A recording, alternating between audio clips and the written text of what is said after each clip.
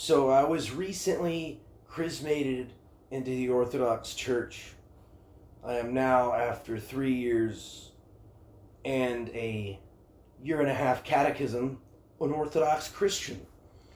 And I wanted to make a video about that, but I kind of freaked out, and I want to take a minute to actually make a quality, if you will, video about that. So I'm not going to do that. But what I'm going to do is show off my stack. This is the Orthodox book stack. Now, some people have massive libraries. Others just have like one catechism book and a Bible. I mean, this is the basics right here.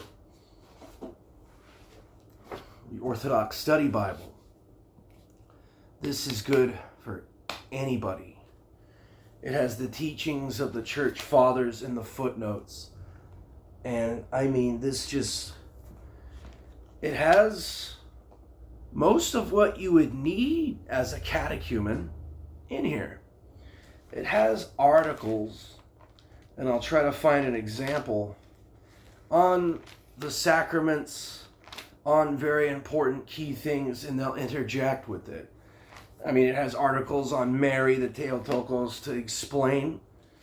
This would be really nice for a Protestant who's just interested, or maybe you have a lot of Protestants have children that are converting, adult children or teenagers, and this would be a nice gift for them, or for you to get yourself. So at least you love the Bible. You love the Bible. So here's a Bible, which is a study Bible, which will explain these things. And you can deny them away or whatever, you know. That's not the point of this video. But, I mean, it's extremely thorough. There's notes everywhere. And,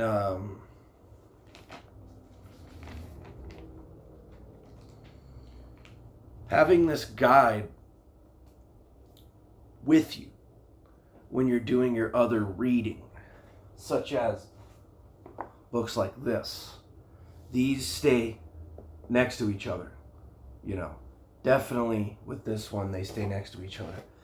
And this one stay next to each other as well. But usually this is fairly self-contained, and they'll have the reference text as needed as you're reading it. So this is the very basics, a study Bible, but there's also quite a lot to it. And even though it has the information you need for a catechumen, they don't assign this. They assign this. And I don't know who you will have, and I'm sure that I've seen it on Amazon and stuff, that there's other books that are designed for catechumens. But this is designed and written for catechumens, and unfortunately, it's not a cheap book. I really think my church should use something else. But this is what they use, and it is a very well written book, and it is very thorough. They gave me a book that's the first book I read, and it's more of a pamphlet. I don't have that with me. I lent it to somebody, and it took them forever to read it. And I just haven't gotten it back yet because it's not really necessary yet. But they gave me that, and it is a small book, but there's a lot of information in it. It's pure meat and potatoes. It's gravy, you know. So this is Introducing the Orthodox Church. The other book is called Orthodoxy 101, A Bird's Eye View. And this is by Anthony M. Cognatus. Like a lot of these priests, this just says Stephen DeYoung, this just says Anthony Cognatus. Both these men are priests, you know. And so this will be more thorough than the 101 book, but also more accessible than going through the entire Bible and finding all the articles necessary and all the church father notes necessary. This will give you the basics.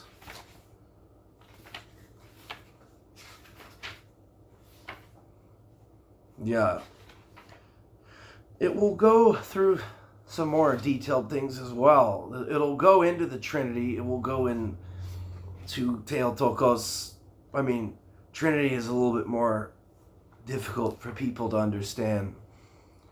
But now I won't get into my catechism. This is more of a show and tell. But I also want to be, I want to kind of get into it a little. But yeah, this is a catechism book. Or if you're interested. But I'm pretty sure Father Cognatus, as it's kind of said in the book, this is very much meant to be even a textbook for a catechism class. And if you look inside how it's written, it is sort of structured that way. At the end of every chapter, they'll have an overview, very much like a textbook. So it's very much written like a textbook. And more than just an introduction, it's really meant for that purpose and written well done for that.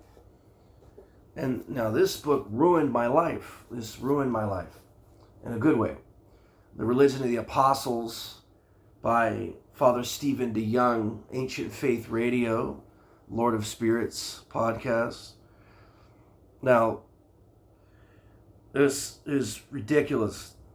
Father Stephen DeYoung, creator of the popular The Whole Counsel of God blog, traces the lineage of the Orthodox Church back to the faith and witness of the apostles, which was rooted in a first century Jewish worldview. So this goes into Second Temple Judaism, and it's supposed to explain, the religion of the apostles. But it will ruin your life because it's so thorough. It goes into paganism. It goes deep into the Trinity. It goes into the divine counsel, the unseen realm. This will mess you up, and it will give you way too much information. You don't need to read this, but I read it, and I recommend it, because tread carefully with this stuff. Even if you're interested, tread carefully with this stuff. Now, what else? Is that the whole stack? Yeah. It's pretty close. A couple books by St. John Chrysostom. Now, if you're not familiar, the Divine Liturgy we celebrate every Sunday is the Divine Liturgy of John Chrysostom, 4th century. So by 4th century, that would be in the 300s.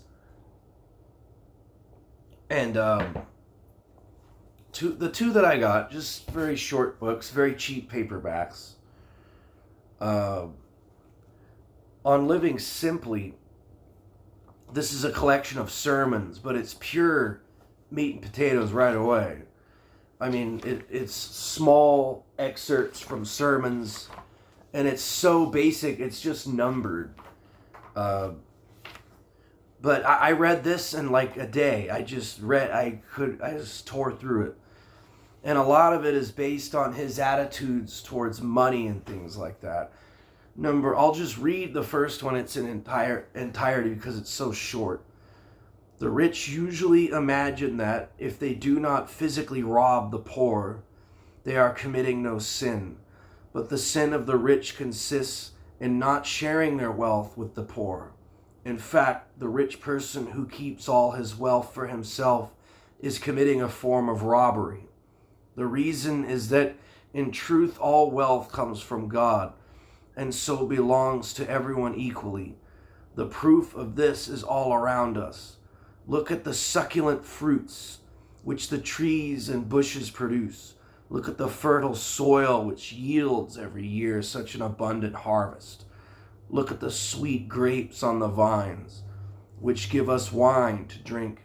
The rich may claim that they own many fields in which fruits and grain grow, but it is God who causes seeds to sprout and mature. The duty of the rich is to share the harvest of their fields with all who work in them and all in need. That's very much a theme throughout the book. He'll be touching on things like that the entire time. And now, even though this is a good time to mention, not to get off topic, but for anyone that is interested in being an Orthodox Christian, you have to get off the internet and you have to go to church. And you have to talk to the priest. This is so important. Because you will find even contradictions in what priests will say, writings of saints. Or you need context. This is how the church is structured anyway. You need a church parish and you need a spiritual father. If you've spent a whole year just binging videos that priests are making, and I love all of those guys, and I still watch those guys, please go to a parish and talk to the priest. Don't be afraid. You have to go, because you might be led to confusion, or is this official church doctrine? Any of these things, you might drive yourself nuts trying to figure these things out. So please go to a church, go to a parish, and enjoy your reading and discuss your reading with them. I did a lot of extra catechismal, is that a word? A lot of reading outside my catechism. All this reading is not necessary. You will be given exactly what you need to read and what you need to do. And there's another book by John Chrysostom, excerpts from his writings and also from sermons as well, on marriage and family life. Now, for a celibate man, John Chrysostom wrote extensively on marriage, for reasons that you will find out. There was attacks on marriage at that time. If you want to know more about this sort of thing, what I'm talking about, there's a 2012, I believe, a lengthy marriage discussion and virginity by Josiah Trenham around 10, 12 years ago, where he discusses John Chrysostom's writings on this and why it was very necessary for him to write about it. And these are writings on, for you Protestants, a lot of the very common books in a lot of commentary in the epistles that are on marriage. 1 Corinthians 7, Ephesians 5:22, Ephesians 6:1, Colossians 4. Guys, this was only a couple hundred years after Christ walked the earth, after Paul wrote these letters. So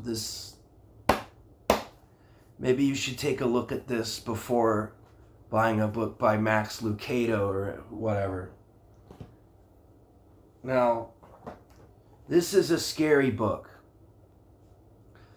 I was told to get this and read it, and it is very scary. It's by Anthony Bloom, Father Anthony Bloom, another guy who doesn't put father on his book, I guess. And it's a prayer book, and it's intense, and I need to read it again, and it is terrifying and way too detailed and borderline psychedelic, as I like to put it.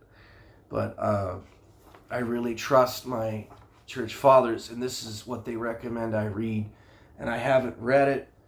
And some of these you could read once, but these two you just read continually, I would say, if you're going to delve into this. So this is a book on how to pray and about prayer. And it's by a Russian, and as you will find, the Russians are intense in every way. They are extremely intense. And thus, this book is no exception. There you go. We're getting to prayer. That's my only book on prayer specifically. And last but not least, another Russian book, The Way of a Pilgrim. Now, this book at the end, on further reading, only recommends a few things. And even though it's written by a Greek Orthodox priest, he recommends you look into the Philokalia, which I don't have, and I have not read. But he also recommends this. And this is an epic journey of a pilgrim in Russia. And it is, it reads like the Legend of Zelda, or like a heroic book, Puss in Boots, or like, it's like an adventure, but there's nothing sexy about it. This is a spiritual journey with a 35-year-old Russian peasant with a busted arm. And, it is a journey and it is an adventure, but anyone with no spiritual basis or belief, or especially non-Orthodox, I would read this and I'm like, this totally makes sense what the hero is doing. And my friends, anyone who's Orthodox will think this is the greatest book ever, because it's like an adventure. But if you have no spiritual basis or are not religious, you will think that the main character is absolutely insane. And you will think this is the weirdest book ever written. But I would recommend it. And that's my whole stack, besides what's missing, which is one little pamphlet. And so here's the stack. And the stack will grow and grow and grow. I don't know if there's anything missing. There could be something missing. But I just thought I'd do a little show and tell as an easy squeezy little thing for me to make. God bless you. Thank you for watching. And if you are interested in becoming an Orthodox Christian, let me know. And I will tell you everything I know and try to find a parish for you. Thank you. Goodbye.